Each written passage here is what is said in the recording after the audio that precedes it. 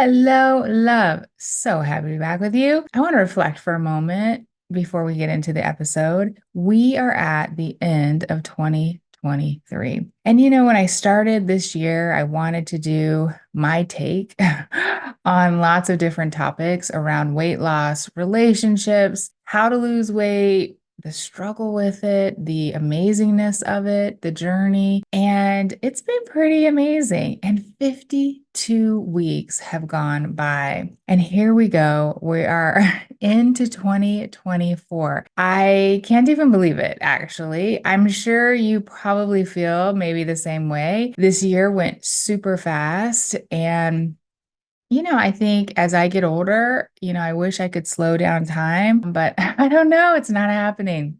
It's not happening. And today's episode, as we end, this is the last episode of 2023. I really wanted to give you my last take and share a personal story and just give you my take on all the things out there, weight loss and diet culture and the weight loss drugs and the surgeries and all of the things.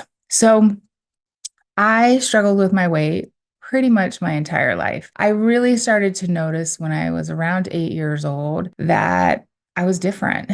I was a little chunky and I started noticing, people had things to say about it. And, that led to years of dieting, of feeling like my body wasn't good enough and that I was always the, fat girl. It affected many areas of my life. It wasn't just weight, it affected relationships, how I felt about myself. And I struggled with this really my whole life. And, there would be times where I'd lose some weight, but it was just really this back and forth. And ultimately, it created really this trauma response in me, diets and cultures and how I felt about myself and feeling like I wasn't good enough. And I had so much shame about weight. I really did. I have so many stories in the past where I was felt so much shame about weight. The thing about weight, I believe that every human struggles with some sort of buffering. Maybe they overwork or they overshop or they over Netflix or they over exercise or they drink alcohol or drugs or whatever it is. And in many of those, you can't really notice it when you meet them. But weight is the one thing that you do notice. And there are a couple of them you might notice, but weight is there. Everyone can see. Everyone can see your struggle, and you can't hide from it. It creates this level of shame within you. And it did for me too. I want to tell the story of why I decided to have weight loss surgery back in 2006. And then I want to tell you all the lessons I learned from it and how it wasn't the long-term solution for me. So back in probably end of 2005, I had a coworker who had had weight loss surgery and it was successful and she felt so great. And, I really respected her. And I remember, I'll never forget one day so we had a gym at our work, a fitness center, and we were down in the bathroom and I was looking at her and I was like, oh man. And she felt so good. She probably was maybe, I don't know, 6 months or a year out of the surgery. And she's like, Shannon, it's changed my life. It's so amazing. And I was like, oh my gosh. So I started to look into it. And then I decided that I was going to do it. My mom had had weight loss surgery actually. And even though my mom had lost some weight, it still was her struggle. She didn't get to her goal weight. She had some other problems with it. And I had a cousin actually who had it and had a lot of complications. But I decided I was going to do it. And I went to all the classes, found a surgeon, did the whole thing, got my insurance. I mean, it's a process. And I remember actually, this is why I know I've been to Weight Watchers so many times because I had kept all my little Weight Watcher booklets and I actually had to submit that like with my insurance so they could see it. And I had like this stack of Weight Watcher, little books. I was so sure like this was the answer. And, changing and having a surgery and changing how your body functions, it's a big deal. And I know many of my listeners, many of my bosses have done this. And I want to say a couple things about it. One, there's a lot of judgment. So, all of you who are listening who have not done it, you have a lot of judgmental thoughts about it. It's just how our brains work. And then, all of you who have had it, you have a lot of shame about it somewhere. I know. I tell you, I had the surgery and then I lost some weight. I was very diligent about doing the things that I was supposed to do because I wanted to heal. And again, I had a cousin who had, I mean, still to this day, she deals with very life-threatening things because the surgery, it just did not go well, and she had a lot of complications from it. So I did all the things and was very lucky that I didn't have any complications.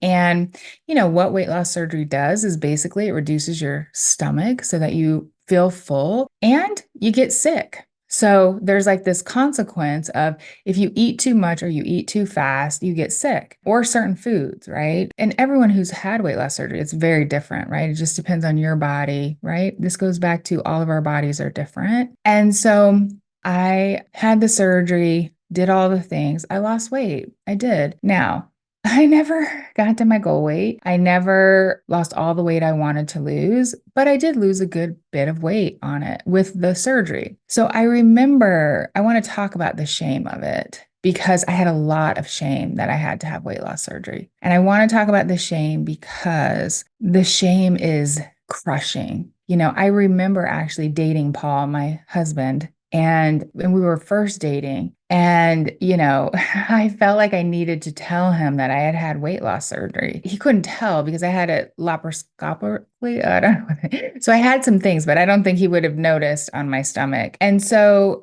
but I felt like I needed to tell him. I remember we were on a hike and I was sick. I was so sick because I thought, oh my gosh, he's going to break up with me. I mean, I had all these really crazy thoughts about it, actually. I thought he's going to judge me. He's going to think, oh my gosh. I remember telling him, and of course, Paul was amazing and he didn't really care. And he just never even had a thought about it. He just was like, oh, okay, it's part of your journey, your story. Great. But this continued. I had so much shame around it. I remember when I started this work, I wanted to tell my story. And as part of that story is the weight loss surgery. I remember writing my first post about it and just sick. Like the next day I was sick. After it was out there, I was like, I felt like I was outed. I felt like, oh my gosh, people are going to judge me. People are going to think, oh my gosh, she can't even control herself, right? And I say this to all of you because if you carry extra weight on your body, whether you've had weight loss surgery or you've tried the weight loss drugs or you've tried FinFin or you've tried keto or the hundreds of diets out there, you carry this shame. And the shame, I really do think it's devastating. I don't know the right feeling, the right word about it, but shame is such a powerful emotion. It makes you feel like something within you is broken. And I feel a little emotional talking about it because this is what our culture, our society has done with humans who carry extra weight. And I just want all of you who are listening to this and listening to this in the future to know that weight on your body or something that you have tried to lose weight doesn't make you less than. It doesn't make you not good enough, not enough, because you are enough. And it's just a symptom. And every human has struggles. This life is full of them. And because you have learned to cope with struggle, you've learned to push down your emotions with food, does not mean that something is wrong with you. The world loves to tell us that we should be a certain size, that we should be a certain way. And I just right now want to release that from you.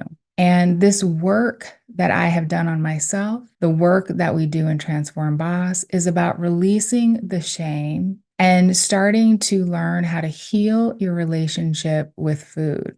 I had the surgery in 2006, felt pretty good, but as life happened, I didn't learn how to lose the mental weight. I didn't learn how to cope when my life was stressful and overwhelming because what happened, my coping mechanism was food. I mean, I learned that, it's how I coped with stress. It's how when I was feeling overwhelmed, food, it was that dopamine hit. And the weight loss surgery did not change that, not for long. Because, see, this is what happens with all of it, whether it is weight loss surgery, whether it's the weight loss drugs, whether it's the keto diet, whatever it is, there will be a point if you have not done the work on the mental part of it, the thought part of it, that you will need that dopamine. You will need to comfort yourself with food. And I know this because I went through this. Because, see, with whatever it is, whatever the tool is, that's what I think weight loss surgery, the drugs, the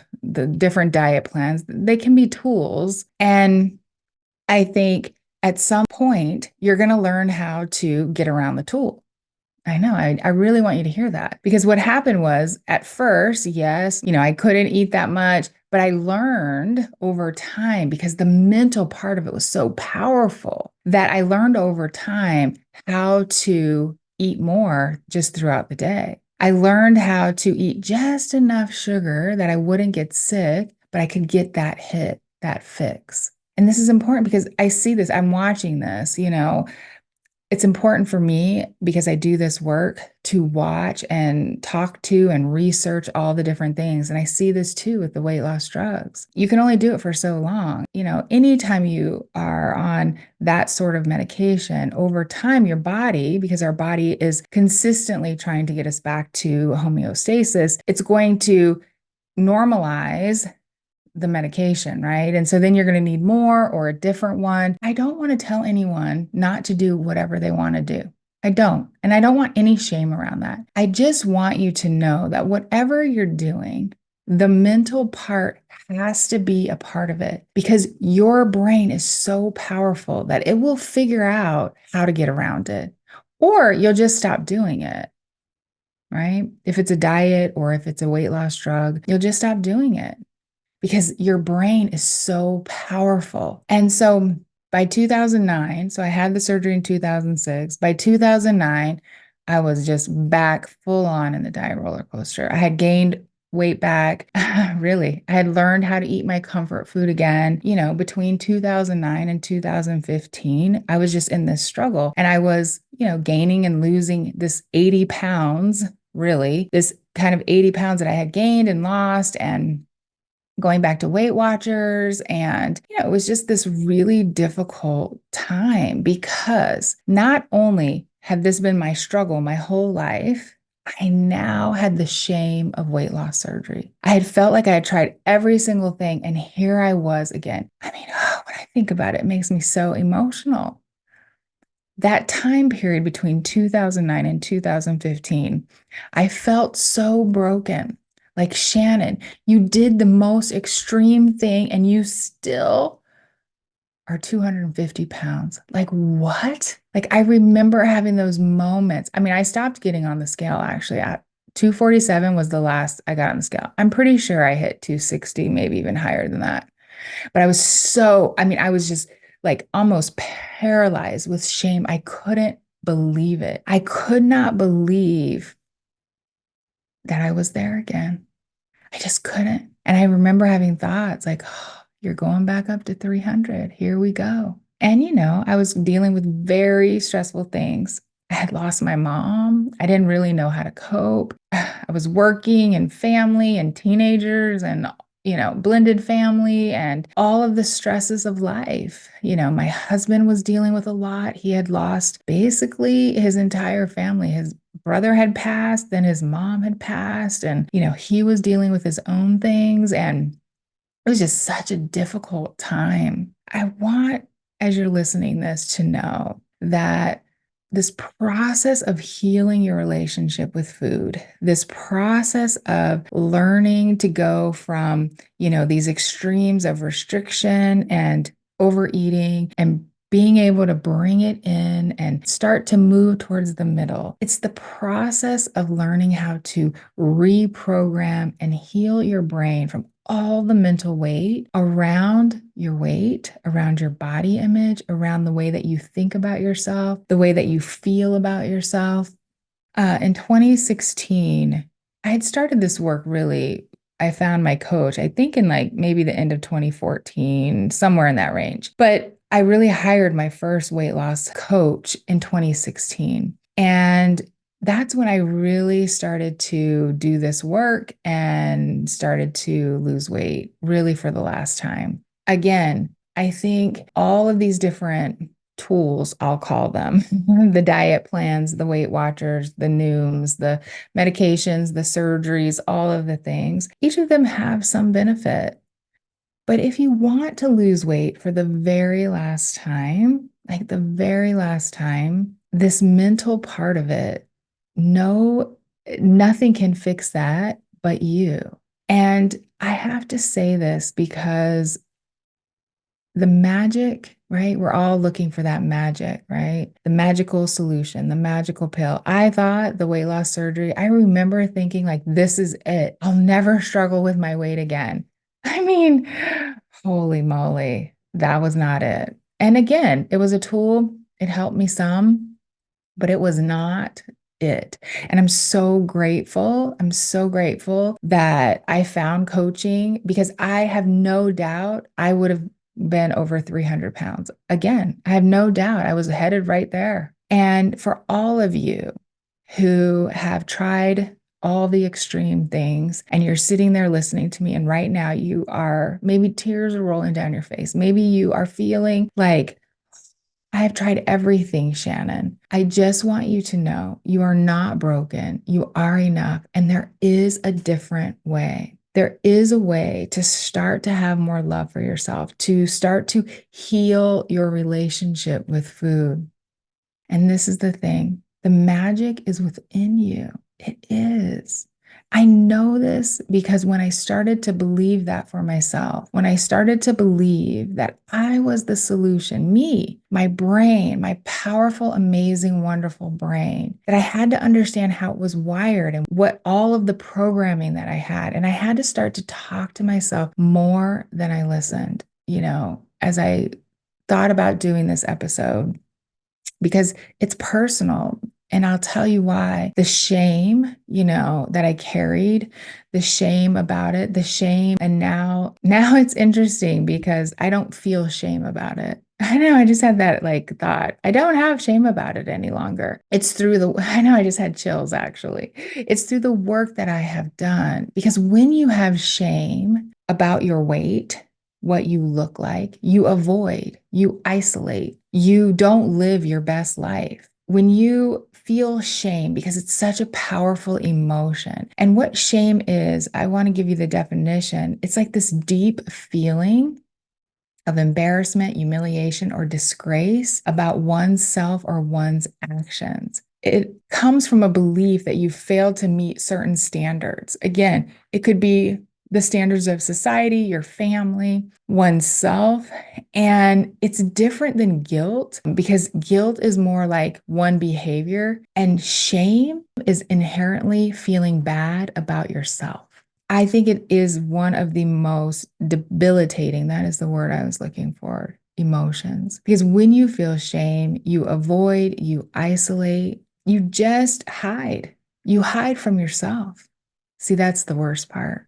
You may hide it from others. You may hide from your family. You may hide from living your best life, but you hide from you. You don't talk to yourself in a way with love and kindness and grace and forgiveness. It's just these records. And then, what happens is because you don't want to feel the negative emotions. So you're buffering, and you buffer with food or alcohol or overworking or over Netflixing, whatever it is. And there just is a different way.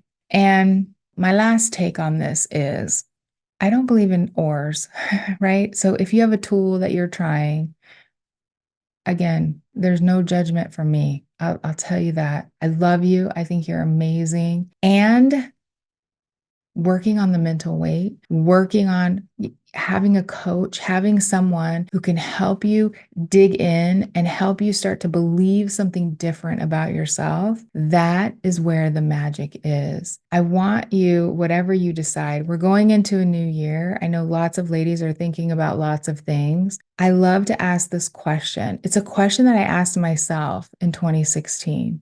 Whatever I was going to do, I was going to be able to do for the rest of my life. And so ask yourself, can I do this for the rest of my life? Can I do this for the rest of my life? It's a powerful question because whatever the method, whatever the tool, whatever it is that you're doing, when you decide whatever I do is going to be something I can do for the rest of my life, it's step one of the healing process. And then step two is learning how to believe different things and practicing different thoughts so that you can have different feelings, so you can heal that shame. I had to go through the process of healing the shame because the shame was so powerful. I carried shame in my body. I carried it around like it was just part of who I was. And when I started to forgive myself, when I started to have more love for myself, it changed everything for me. So, this is it, my love. You can lose weight in a way that you can always do. You can heal your relationship with food and with yourself. And it starts with simple things like learning how to talk to yourself more than you listen, by becoming aware of what your triggers and what emotions you're feeling. Where are you at in the binge restrict cycle, right? Are you a restrictor where you are consistently restricting and then having really serious binges? Are you more of an overeater where you think you should restrict, but you're not kind of getting there? It starts with just starting to have some awareness about yourself and the fear that you have about losing weight, about becoming the next version of yourself. This year in Transform Boss, every year I up level. Every year I just deliver more and more concise, amazing work to help my ladies. And I say this because this year is going to be just the year of transformation for my bosses. We have every single month, we're doing a deep dive topic. We are going to consistently do this work throughout the year. And then in December, we are going to have a huge transformation award ceremony, and it is going to be amazing. And so if you are ready to lose weight for the last time and heal your relationship with food and yourself, make it easier, do it in simple, simple steps. You don't have to change your life. Remember, it goes back to that question, can I do this for the rest of my life, right? That's what I want to help you with. So to make it simple. So one, follow this podcast, hit the little plus sign. Two, get on my email list. You can go to beeflycoaching.com/email and then go and come and join us in Transform Boss. You can go to jointransformboss.com to get all of the information. You can also take my 3-day reset course there. And in January, I'm going to do some live training. So be on the lookout for that. More information will come at the beginning of January of how you can sign up for that. I wish you the happiest new year. And I have so much love for you. I do. And I wish all your dreams, and most importantly, I just wish love for you, love for yourself, love for your journey. I do. And I will see you next week. Bye for now.